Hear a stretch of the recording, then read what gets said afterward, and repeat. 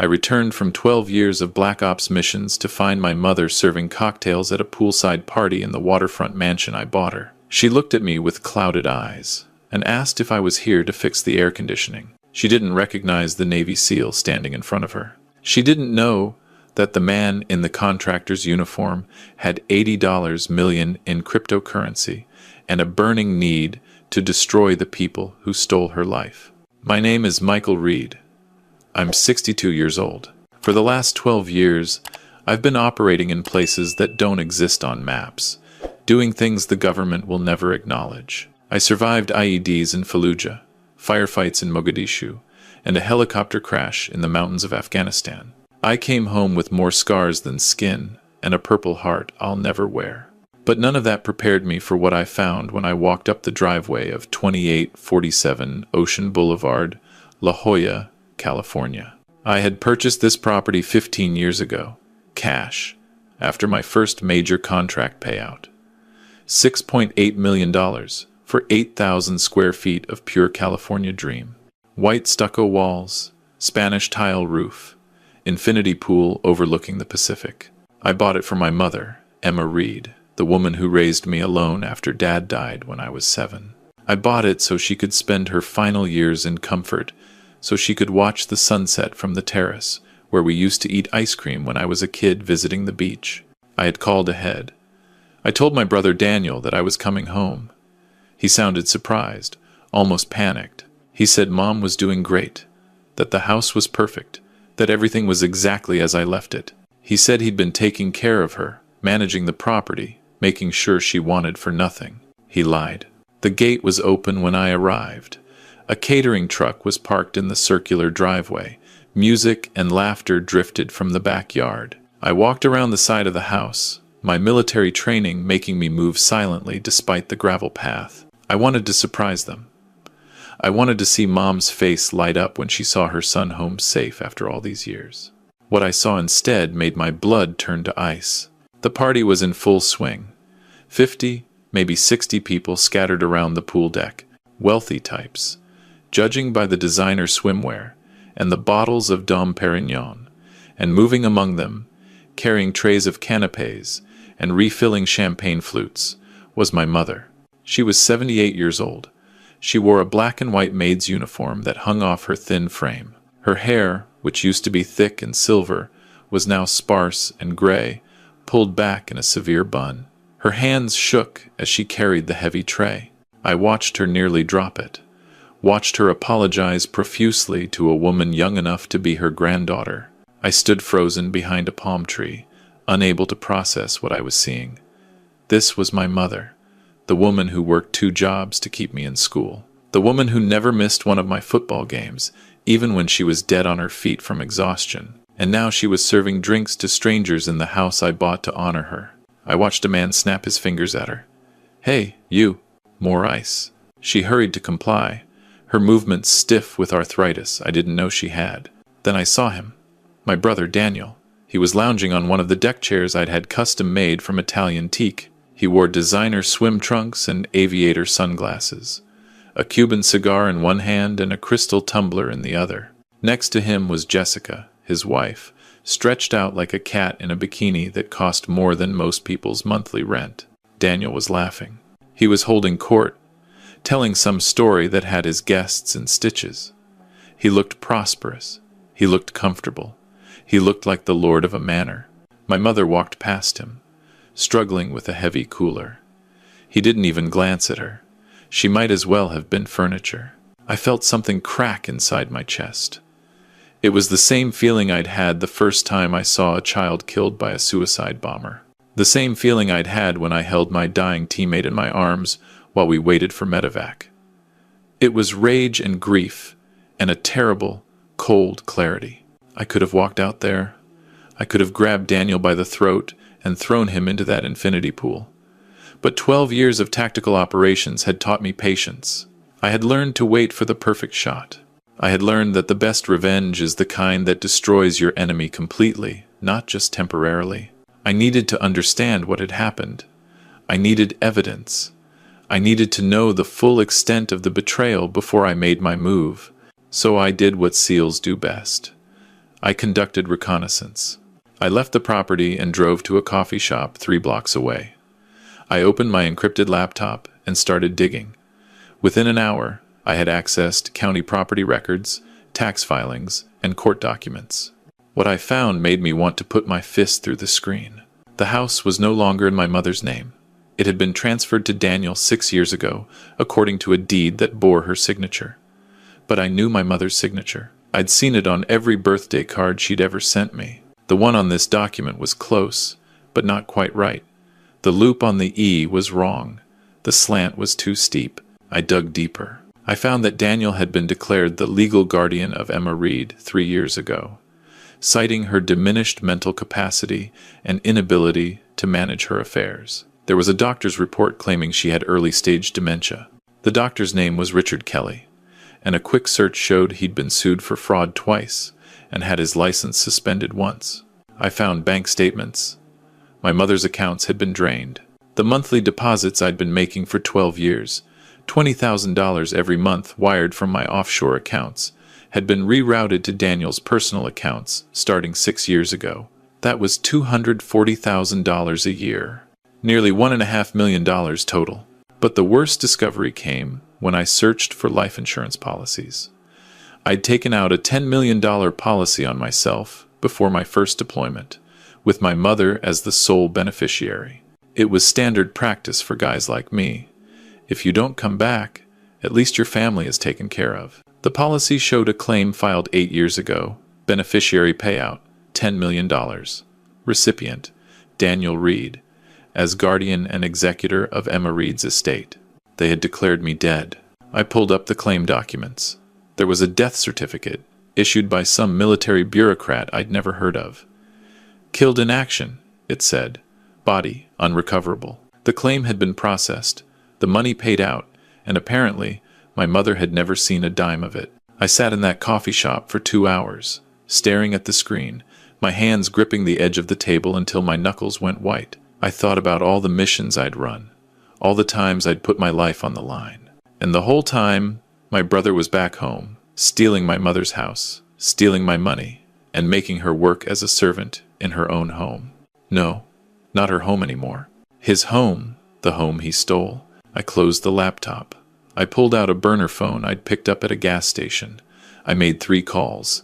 The first was to Marcus Chen, my old team medic who'd retired to private security. I need a full surveillance package, I told him. Cameras, audio, the works. Can you have it ready by tonight? For you, Mike? I can have it ready in 2 hours. The second call was to Sarah Blackwood, a lawyer who specialized in elder abuse cases. She was also a Marine Corps veteran, and she owed me a favor from a situation in Kandahar that we'd both agreed never to discuss. Sarah, I said, I need you to file an emergency petition. Elder abuse, fraud, identity theft. How fast can you move? How bad is it, Mike? Bad enough that I'm considering solutions that would land me in Leavenworth. There was a pause. Give me 12 hours to review the evidence. Don't do anything stupid until I call you back. The third call was to someone who didn't have a name, at least not one I knew. He worked for a government agency that officially didn't exist. I'd saved his life in Syria. He'd told me if I ever needed anything at all, to call a certain number. I need financial records, I told him. Everything on Daniel Reed, social security number. I rattled off the information. I need to know where every dollar went. This personal? He asked. Very. You'll have it in 6 hours. I hung up. I sat in my rental car in the parking lot, watching the sun set over the Pacific. I thought about my mother, probably cleaning up after that party right now, probably washing dishes and taking out trash, probably going to sleep in whatever corner of that house Daniel had relegated her to.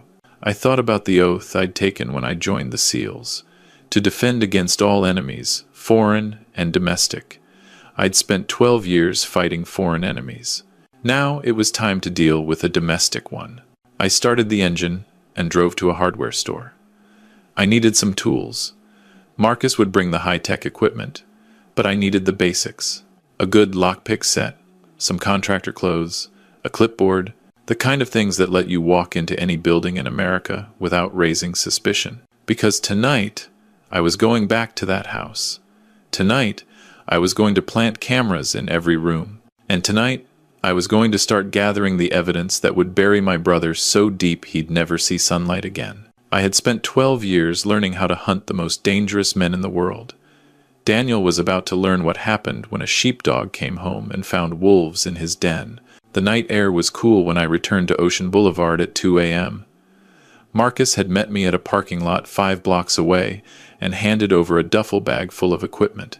Pinhole cameras no bigger than a shirt button, audio devices that could pick up a whisper from 50 feet away, a tablet that would let me monitor everything in real time. "These are military grade," Marcus said. "You'll get crystal clear video even in low light. Battery life is 6 months. And Mike," he gripped my shoulder, "whatever you're planning, make sure it's legal. I don't want to visit you in prison." "It'll be legal," I promised. Barely. I approached the house from the beach side, scaling the low wall that separated the property from the public access path. The party was long over. The lights were off except for a dim glow from what I knew was the kitchen. Someone was still awake. I moved silently across the lawn, my movements automatic from decades of training. I reached the kitchen window and peered inside. My mother was there, hunched over the sink, washing dishes. She wore a threadbare nightgown. Her feet were bare on the tile floor. She was crying silently, tears running down her weathered face as she scrubbed a champagne flute. I wanted to break down the door. I wanted to wrap her in my arms and tell her I was here, that everything would be okay. But I forced myself to stay still. If I revealed myself now, Daniel would lawyer up, destroy evidence, maybe even hurt her to keep her quiet. I needed overwhelming proof. I needed to catch him in the act of something so heinous that no amount of money or lawyers could save him. So I watched. I watched my mother finish the dishes. I watched her dry them and put them away with shaking hands. I watched her turn off the light and shuffle toward the back of the house. Not upstairs, where the master bedroom was. Not to any of the 4 guest rooms I'd furnished with expensive beds and artwork. She went to a door off the utility room, opened it, and descended a set of narrow stairs. The basement. They had my mother living in the basement. I waited until I was sure she was asleep. Then I went to work. I picked the lock on the back door, a skill the Navy had taught me for very different purposes.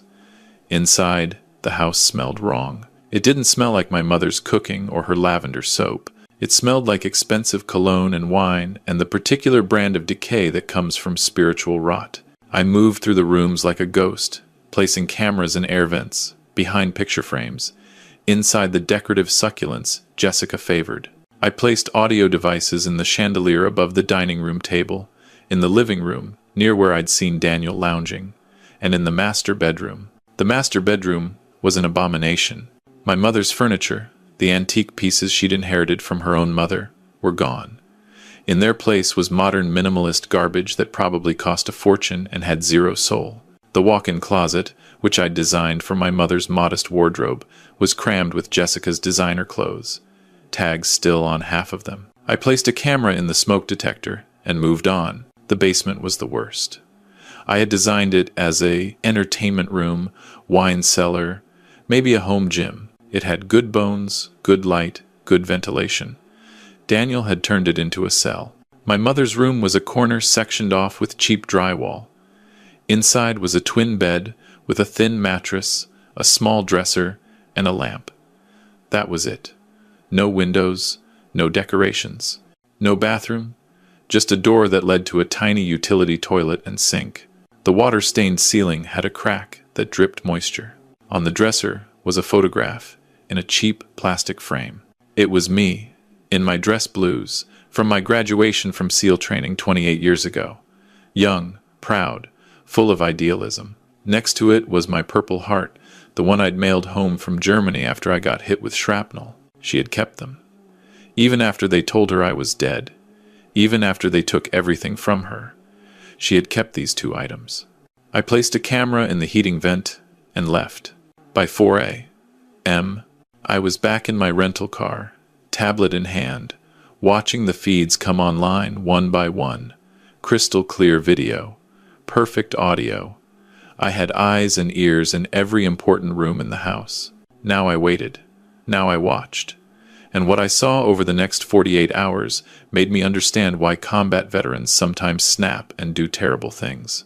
I watched my brother order my mother around like a dog. "Emma, I told you to use the polish on the silver, not the regular cleaner. Do you want to ruin it? It's worth more than you'll ever be." I watched Jessica throw a full cup of coffee at my mother because it wasn't hot enough. The ceramic mug shattered against the kitchen tile. "Clean it up," Jessica said, not even looking up from her phone, "and make me a new one. Actually hot this time, not lukewarm like the swill you usually serve." My mother got on her hands and knees and picked up the broken pieces, her fingers bleeding from the sharp edges. I watched Daniel host another party. Smaller this time, just a dozen friends. Someone made a joke about the help and asked where Daniel found her. He laughed and said, "Believe it or not, she came with the house. Previous owner's mother, or something. I kept her on out of charity. She's slow, but she works cheap." Previous owner. As if I had never existed. As if I were just some stranger who used to live there. I watched my mother serve them dinner, a meal she'd spent 6 hours preparing. Not one person thanked her. When she tripped and spilled wine on the tablecloth, Daniel erupted. He grabbed her arm so hard she cried out, and he shoved her toward the kitchen. "You stupid old woman. That's Italian linen. Do you have any idea what that costs? It comes out of your food budget." Food budget. I later learned that Daniel gave her $40 a week for food. $40 in one of the most expensive cities in America. She was eating rice and canned beans while they gorged on Japanese Wagyu and French wine. But the moment that made me nearly break cover came on the third night of surveillance. I watched Jessica come downstairs to the basement, drunk from whatever expensive cocktail she'd been nursing all evening. She stood in the doorway of my mother's room. "You know what I think, Emma," Jessica said, her words slurred. "I think you're faking it. I think you remember everything. I think you're playing up this dementia act to get sympathy." My mother, sitting on her bed in her nightgown, looked up with confused eyes. "I'm sorry, Jessica. I don't understand." "Don't you dare call me Jessica. It's Mrs. Reed to you." Jessica walked closer. "Daniel is too soft on you. He lets you live here rent-free, gives you food, gives you work, so you have something to do with your pathetic life. And how do you repay us? By making mistakes, by embarrassing us in front of our friends." "I try my best," my mother whispered. "I'm sorry if I'm not good enough." "You're not good enough. You'll never be good enough." Jessica looked around the bare room with disgust. "This is better than you deserve, you know. Daniel wanted to put you in a state home, one of those places where they park old people and forget about them. But I convinced him to keep you here, so show some gratitude." My mother nodded, tears streaming down her face. "Thank you, Mrs. Reed. Thank you for your kindness." Jessica laughed, cold and sharp. "Kindness. That's rich." She turned to leave, then stopped. "Oh, and Emma? If you ever mention Michael again, if you ever talk about your dead son to anyone, I'll make sure Daniel follows through on that nursing home threat. Understand?" "I understand." "Good." Jessica climbed the stairs and slammed the door. I heard the lock click. They were locking her in at night. I sat in my rental car, shaking with rage so intense I thought I might black out. I had killed men for less than what I just witnessed. I had ended lives for following orders that did less damage than what my brother was doing to our mother every single day. But I forced myself to breathe, to think tactically, to remember that the mission wasn't complete. I still needed more. I needed the financial evidence. I needed to understand the full scope of the fraud. My phone buzzed. It was a message from my contact at the agency, 3 encrypted files. I downloaded them and started reading. The first file was Daniel's bank records. I traced the $10 million insurance payout. He'd put $2 million into a legitimate investment account, probably to avoid suspicion. The rest had been laundered through a series of shell companies. Luxury cars purchased and immediately sold. Art bought at inflated prices from galleries that existed only on paper. Real estate flips that never actually happened. $5 million had been converted to gold and stored in a private vault in Las Vegas. $2 million had been spent on his lifestyle, cars, trips to Europe, memberships at exclusive clubs. The remaining $1 million had simply vanished into cryptocurrency wallets I'd need a supercomputer to track. The second file was property records. Daniel had been busy. He'd transferred the La Jolla house to an LLC he controlled. He'd used my mother's identity to take out a reverse mortgage on her childhood home in Oregon, then pocketed the money and let the bank foreclose. He'd opened credit cards in her name and maxed them out. Her credit score was destroyed. She would never be able to rent an apartment or get a loan. The third file was medical records. I read through Dr. Kelly's notes with growing horror. The dementia diagnosis was fabricated, based on a single appointment where Daniel had accompanied my mother and answered all the questions for her. Patient demonstrates confusion and memory loss, the report said. Unable to recall basic information without assistance from family member. It was a setup. Daniel had coached her, probably threatened her, definitely manipulated the situation to get a diagnosis that would let him take control of her affairs. But there was more. I found records from her actual doctor, a Dr. Sarah Martinez at the VA hospital. My mother had been seeing Dr. Martinez for 10 years.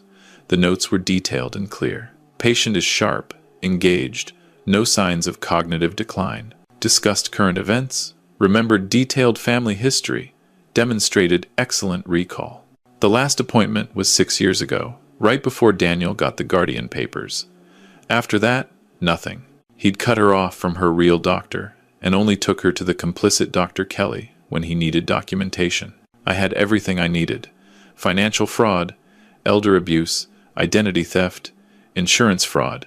But I wanted more. I wanted to catch him in the act of something that would put him away for decades, not just a few years. So I set a trap. I created a fake persona, Robert Halverson, real estate developer from Seattle. I had Marcus create a website, business cards, the works. Then I called Daniel's cell phone, the number I'd found in the property records. "Mr. Reed," I said, pitching my voice slightly higher, adding a hint of Pacific Northwest accent. "My name is Robert Halverson. I'm a developer looking at properties in La Jolla. Your house came up in my search, and I'm wondering if you've ever considered selling." I could hear the wheels turning in his head. "The house isn't on the market. I understand that, but I'm prepared to make an offer significantly above market value. I'm talking cash, quick close, no contingencies. Would you be willing to meet?" "How much above market?" "I'm thinking in the range of $9.5 million. Silence. The house was worth maybe $7 million in the current market. I was offering him $2.5 million in profit. "When can we meet?" Daniel asked. "Tomorrow, noon. I'll come to the property." "I'll see you then, Mr. Halverson." I hung up and smiled. It was the same smile I'd worn the moment before a raid, the smile that my team used to joke about. "Reed's got his murder face on," they'd say. "Someone's about to have a very bad day." The next morning, I watched on the cameras as Daniel went into a frenzy. He yelled at my mother to clean every surface, polish every fixture, make the house look perfect.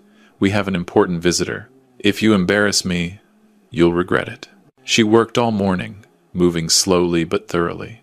I watched her dust the chandelier standing on a ladder that wobbled dangerously. I watched her scrub the floors until her back was bent with pain.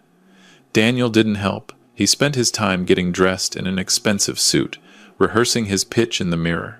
At 11:30, he told her to disappear. "Go to your room. Lock the door. I don't want the buyer to see you. You'll kill the deal."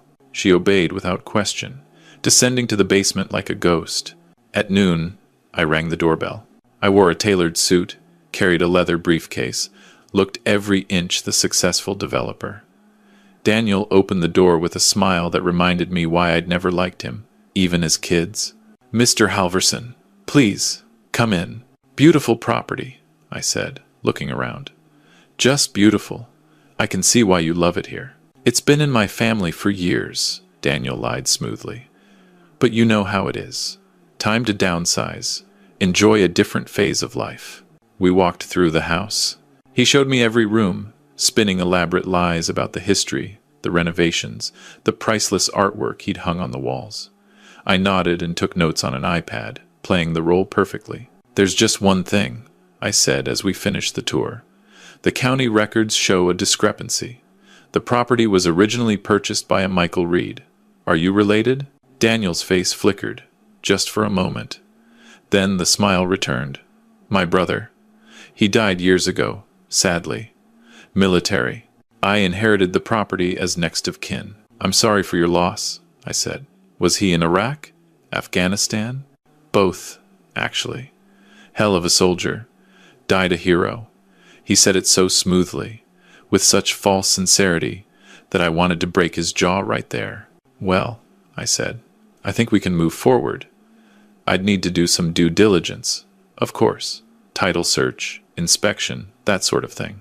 But I'm prepared to write you a check for $1 million today as earnest money. His eyes gleamed. That's very generous. I have one condition, I said. I need to see the basement. The listing photos online didn't show it, and I want to make sure there's no water damage or foundation issues. Of course, Daniel said. Though I should warn you, we use it for storage. It's a bit cluttered. We walked downstairs. I saw my mother's door, closed tight. Daniel led me to the other side of the basement, showing me the water heater, the electrical panel, talking fast about how everything was recently upgraded and to code. I wandered over to the corner where my mother's room was. I tried the door handle. Locked. What's in here? Just storage, Daniel said quickly. Old furniture, boxes, nothing important. I'd like to see it. I don't have the key on me. I pulled a lockpick from my pocket. I've got tools. Mr. Halverson. I really don't think. I picked the lock in 3 seconds and opened the door. My mother was sitting on the bed, staring at her hands. She looked up when the door opened, fear in her eyes. Then she saw me, really saw me, and something flickered in her expression. Recognition, maybe, or just confusion at seeing a stranger. Who is this? I asked Daniel, my voice still calm, still playing the role. She's the housekeeper. She lives on site. In the basement? With no windows? No proper bathroom? It's temporary, Daniel said. She prefers it down here, quiet. I walked into the room. I looked at my mother. She was so thin, so fragile, so utterly broken. Ma'am, I said gently. What's your name? Emma, she whispered. Emma Reed. Reed? I looked at Daniel. Same last name as you? Coincidence. Common name. I turned back to my mother. Emma, how long have you lived here? She looked at Daniel, seeking permission to speak. He gave a barely perceptible shake of his head. I don't remember, she said. I pulled out my phone. I brought up a photo, one I'd downloaded from the county assessor's website. It was the property deed, with my name on it. Emma, do you know this person? Michael Reed? Her eyes filled with tears. My son, my Michael. But they told me he's gone. Who told you? Daniel. He said Michael died. In the war. I looked at Daniel. His face had gone pale. He was starting to understand that something was very wrong. That's enough, he said. Mr. Halverson, I think you should leave. I ignored him. I kept my eyes on my mother. Emma, what if I told you Michael isn't dead? What if I told you he's alive? Don't listen to him, Emma, Daniel said sharply. He's confused. He doesn't know what he's talking about. My mother's hands were shaking. If Michael were alive, he would come home. He would come, get me. I reached up and pulled off the fake glasses I'd been wearing. I ran a hand through my hair, pushing it back the way I used to wear it. I let my posture change, let my voice drop to its natural register. I am home, Mom. She stared at me. I watched her mind work, watched her process the face, the voice, the eyes. I watched 12 years of lies begin to crumble. Michael, she whispered. It's me, Mom. She stood up, her legs shaking. She took a step toward me, reaching out with trembling hands to touch my face. My boy, my Michael, they said you were dead. I'm not dead. I'm here. She collapsed into my arms, sobbing. I held her, feeling how light she was, how fragile. I looked over her shoulder at Daniel. He was backing toward the door. This is a misunderstanding. I can explain. You declared me dead, I said, my voice dead calm. You collected my life insurance. You stole this house. You enslaved our mother. I was protecting her. She was confused. She needed help. You locked her in a basement. You weren't here. You abandoned us. I was serving my country. I sent money every month. Money you stole. Daniel reached for his phone. I moved faster. Muscle memory from 1,000 combat situations. I had his wrist twisted behind his back and his phone on the floor before he could dial. "Let me go," he screamed. "I'll call the police." "Please do," I said, "because they're already on their way." As if on cue, I heard sirens in the distance, getting closer. I had called Sarah Blackwood before coming to the house. She'd called the police, the DA, and Adult Protective Services. They were coming with a warrant, with medical personnel, with the full force of the law. Daniel tried to pull away. I let him go, and he stumbled backward. "You can't prove anything. It's your word against mine." "Actually," I said, pulling out my tablet, "it's your word against this." I played him the footage, 3 days' worth of abuse, condensed into a 10-minute highlight reel, him shoving our mother, Jessica throwing the coffee cup, the locked basement door, the conversation where he called her worthless. I played the audio of Jessica threatening to send Mom to a nursing home if she ever mentioned my name. I played the video of him telling his friends I was the previous owner, some stranger who didn't matter. With each clip, Daniel's face grew paler. He sank onto the basement steps, his head in his hands. "Where's Jessica?" I asked. "Upstairs. Asleep." The sirens were right outside now. I heard car doors slamming. Voices. "Michael?" My mother was still holding on to me, afraid I might disappear. "Is this real? Are you really here?" "I'm really here, Mom. And I'm never leaving you again." Police came down the stairs first, followed by Sarah in her sharp suit, followed by 2 paramedics with a stretcher. "Mr. Reed?" one of the officers asked, looking at me. "That's me. Officer, this is my mother, Emma Reed. She's been held here against her will. She needs medical attention." Daniel stood up. "That's insane. I'm her legal guardian. I have papers." "Forged papers," Sarah interrupted. "Based on a fraudulent medical diagnosis. We have warrants for your arrest, Mr. Reed. Insurance fraud, elder abuse, identity theft, embezzlement. Shall I continue?" More officers came down. They put handcuffs on Daniel as Sarah read him his rights. He was crying now, pleading, "Mike, please. I'm your brother. We can work this out." I looked at him. This man who I'd played with as kids, who I'd protected from bullies, who I'd trusted to take care of the one person who mattered most to me. "You stopped being my brother the day you locked our mother in a basement," I said. "Now you're just a criminal." They took him upstairs. I heard Jessica screaming, heard the officers telling her she was under arrest too, heard her threats, her denials, her hysterical sobs. The paramedics checked my mother. "Malnutrition," they said. "Dehydration. Probably some broken ribs that had healed wrong." They wanted to take her to the hospital. "I'll ride with her," I said. At the hospital, they ran tests. So many tests. They confirmed she had no dementia, no cognitive decline. Her memory was perfect. She remembered everything Daniel had done, every humiliation, every threat. She'd just been too terrified and too isolated to get help. "Why didn't you call me?" I asked her as we sat in her hospital room. "They told me you were dead, honey. They showed me papers, a death certificate. They said you died in Afghanistan." "I was in Afghanistan," I said. "But I didn't die.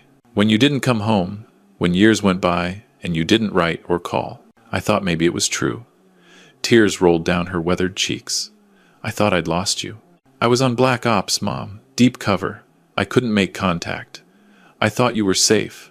I thought Daniel was taking care of you." She squeezed my hand. "You're here now. That's what matters." Over the next week, the full scope of Daniel and Jessica's crimes came to light. The DA was building a case that would put them away for 20 years minimum. The insurance company wanted their $10 million back, plus penalties. The IRS was looking at tax fraud. Adult Protective Services had documented enough abuse to file their own charges. Sarah Blackwood worked her magic with the court. The fraudulent guardianship was dissolved. Daniel's power of attorney was revoked. The house deed was challenged and overturned. Everything that was taken was being returned. But there was one more surprise waiting for us. I sat with my mother in the hospital room, when my mysterious contact sent me one final file. It was a cryptocurrency wallet, one that Daniel didn't know about. I'd opened it 15 years ago, right when Bitcoin was just starting. I'd put $50,000 into it as an experiment and forgotten about it. That $50,000 was now worth $83 million. I showed my mother the number on my laptop screen. She stared at it, not quite comprehending. "This is yours," I said. "All of it." "Michael, I can't." "You can. You will. You're going to buy yourself a new house, anywhere you want, and you're never going to worry about money again," she cried. Happy tears this time. A month later, we stood on the deck of her new home. Not the La Jolla mansion, which I'd sold immediately.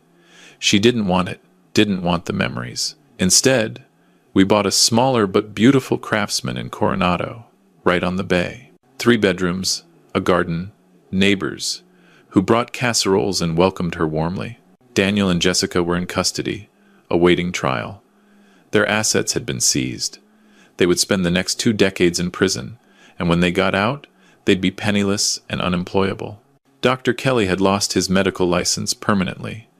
He was facing his own criminal charges. Mom had gained back 15 pounds.